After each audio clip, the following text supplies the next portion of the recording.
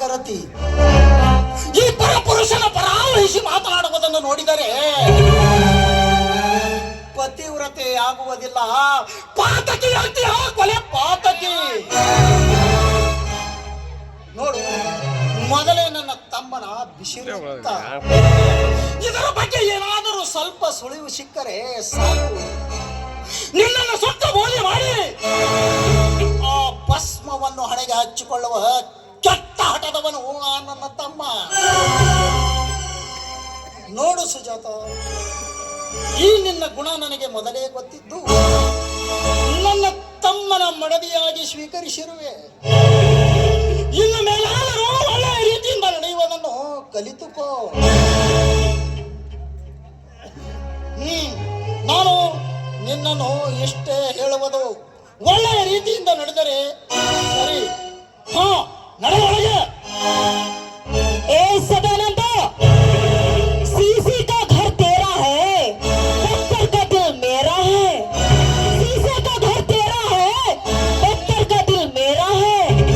एक ना एक दिन ये पत्थर उड़ जाए तो तेरा शीशे का घर टुकड़ा टुकड़ा टुकड़ा हो जाएगा. ನೋಡು, ಈ ಹಾದಿ ಮೇಲೆ ನನಗೆ ಇಷ್ಟೊಂದು ಅವಮಾನ ಮಾಡ್ತೀಯಲ್ಲ, ಇಂದಲ್ಲ ನಾಳೆ ನಿನ್ನ ಮನೆ ಮರ್ಯಾದೆಯನ್ನು ಹಾಳು ಮಾಡಿದ್ರೆ ನನ್ನ ಹೆಸರು ಸುಜಾತನೇ ಅಲ್ಲ.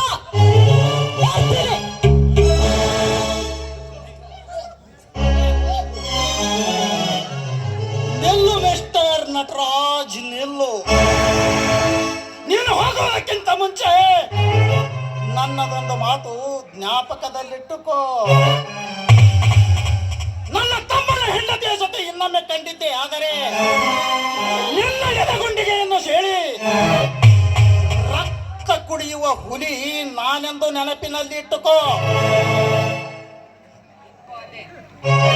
ನಿಲ್ಲು. ನನ್ನ ಹತ್ತಿರ ಹಾರಿ ಬರುವ ಹೂವಿನ ಮಕರಂದವನ್ನು ಹೀರುವುದಷ್ಟೇ ಈ ರಸಿಕರಾಜನಿಗೆ ಗೊತ್ತು. ನನ್ನ ಹತ್ತಿರ ಹಾರಿ ಬರುವ ಪಾರಿವಾಳವನ್ನು ಪಂಜರದಲ್ಲಿಟ್ಟು ಜೋಪಾನ ಮಾಡುವುದು ಯಜಮಾನನಾದ ನಿನ್ನ ಕರ್ತವ್ಯ. You mind it? ಸದಾನಂದ, ಈ ರಸಿಕ ರಾಜನ ಎದುರು ಮಾತನಾಡುವ ಧೀರರೇ ಇದ್ದಿದ್ದಿಲ್ಲ ಈ ದೊರೆಯಲ್ಲಿ. ಆನಂದ ಅತಿರೇಕದಲ್ಲಿ ಕಾಲ ಕಳೆಯುತ್ತಿರುವ ಅಗರ್ಭ ಶ್ರೀಮಂತನಿಗೆ ಮನಸ್ಸು ಕೆಣಕಿ ಹೊಲಸು ಮಾಡಿಬಿಟ್ಟಿಯ. ಇದರ ಪ್ರತಿಕಾರಕವಾಗಿ ನಂದನ ವನದಂತಿರುವ ನಿನ್ನ ಮನೆ ಮಾಡುವೆ ಮಯಸ್ಯಾಲ.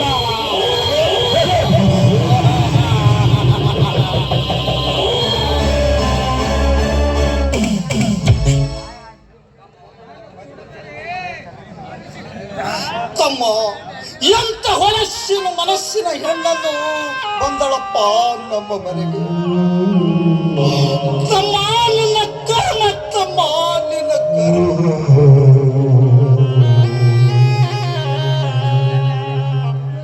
ಬಂದದ್ದನ್ನೇ ಆಸೆ, ಬಂದದ್ದನ್ನೇ ಹೊದ್ದು, ಬಂದದ್ದನ್ನೇ ಉಂಡು ನಡೆದರೆ ವಿಧಿ ಕರ್ಮ ನಶಿಸಿ ಹೋಗುವ. ದೈವ ಇಚ್ಛೆ ಹೇಗಿದೆಯೋ ಹಾಗೇ ಆಗಲಿ. ಸದಾನಂದ, ಏ ಸದಾನಂದ,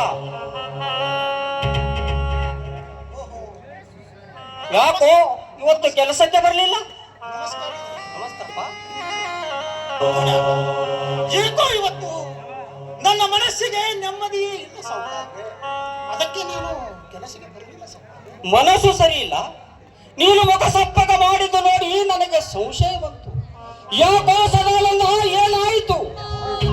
ದೇವರು ನಿನಗೆಲ್ಲ ಸುಖ ಸಂಪತ್ತು ಕೊಟ್ಟಿದ್ದಾನೆ, ತಮ್ಮನಿಗೂ ನೌಕರಿ ಸಿಕ್ಕಿತು, ಅವನ ಮದುವೆನ ಮಾಡಿದಿ, ಮತ್ತೇನಪ್ಪ ಚಿಂತೆ ನಿನಗ? ಮತ್ತೇನಿಲ್ರಿ ದಣ್ಯರ, ಅದು ಅದು ಅದು ಏನು ಬಾಯಿ ಬಿಟ್ಟು ಹೇಳು. ಏನು ಇಲ್ರಿ, ನಿಮ್ಮ ನಾನು ಹೇಳಿದ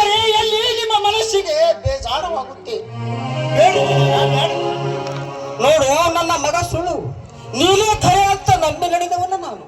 ಅದು ಏನು ಅಂತ ನನಗೆ ಹೇಳಬೇಕು ನೀನು. ಸಾವುಕಾರೆ, ಅಂಥದ್ದೇನಿಲ್ರಿ. ನಾವು ದಾರಿಯಲ್ಲಿ ಬರುವಾಗ ಚಿಕ್ಕ ಧಣಿಯರಿಗೂ ನಮಗೂ ಸ್ವಲ್ಪ ವಿವಾದವಾಗಿ, ಆಗ ವಿವಾದವಾದ ಮೇಲೆ ಚಿಕ್ಕ ಧಣಿಯರು ನನ್ನನ್ನು ನೌಕರಿಯಿಂದ ತೆಗೆಯುತ್ತೇನೆ ಅಂತ ಹೇಳಿ ಭಯ ಹಾಕಿದ್ರು. ದಣಿಯರ ಭಯ. ಓಹೋ, ಮಮತೆಯಿಂದ ಬೆಳೆಸಿದ ಮಗ ತಂದೆ ಎದುರಿಗೆ ನಿಂತು ನನ್ನ ಹೆಗಲಿಗೆ ಹಗಲು ಕೊಟ್ಟು ಹಗಲು ದುಡಿದು ಕಾರ್ಮಿಕರ ಮನ ಒಲಿಸಿ ಲಾಭವಂತ ಮುನ್ನುಡಿಯ ಭಕ್ತರಿಗೆ ನೀನು ಶ್ರಮ ಸುರಿಸಿದ ಬೆಲೆ ತಕ್ಕ ತಿರುತಲಿಗೆಲ್ಲ ಗೊತ್ತು. ಧರಣಿಯ ಮಗ ಗೊತ್ತು, ಎರಡು ಜನರೇ ಮಾತಾಡಿಬಿಡುತ್ತೇನೆ ಹೊತ್ತು. ಬೇಡ್ರಿ ದಣಿಯರ, ಬೇಡ. ನನ್ನಿಂದ ನಿಮ್ಮ ತಂದೆ ಮಕ್ಕಳಲ್ಲಿ ಜಗಳವಾಗುವುದು ಬೇಡ. ಯಾರೋ ಮಗ ನನ್ನ ತರಗೆ ಕೊಟ್ಟು ನನ್ನ ಹೆಗಲಿಗೆ ಹೆಗಲು ಕೊಟ್ಟು ನಿನ್ನಂತ ತ್ಯಾಗ ಮೂರ್ತಿಗೆ ಮಾತನಾಡಬೇಕಾದರೆ ಅವನಿಗೆ ಕೆಟ್ಟ ಕಾಲ ಸಮೀಪಿಸಿದ ಅಂತಾನೆ ಅರ್ಥ. ಇಷ್ಟಕ್ಕೂ ನಾನು ಭಕ್ತರಿಗೆ ಎಂಬಡಿ, ನಾನು ನಿನ್ನನ್ನು ಕೆಲಸದ ತೆಗೆಯುವ ಹಕ್ಕು ಅವನಿಗಿದೆ. ನೋಡು ಸದಾನಂದ, ಈಗ ನೀನು ಈ ವಿಷಯವನ್ನು ತಲೆಯಲ್ಲಿ ಹಾಕಿಕೊಳ್ಳಬೇಡ. ದಣಿಯರ, ಈ ನಿಮ್ಮ ಮಾತು ಕೇಳಿ ಈಗ ನನ್ನ ಮನಸ್ಸಿಗೆ ಸಂತೋಷವಾಯ್ತು. ದಣಿಯರ, ಸಂತೋಷವಾಯ್ತು. ಸದಾನಂದ, ಈ ಮಾತು ನಿನ್ನ ಮುಂದೆ ಹೇಳಬಾರದು, ಆದರೂ ಹೇಳುತ್ತಾ ಇದ್ದೇನೆ. ಅದು ಯಾವ ವಿಷಯ ದಣಿಯರ? ನನಗೆ ಗಂಡು ಮಕ್ಕಳು ಇಬ್ಬರು. ಮೊದಲ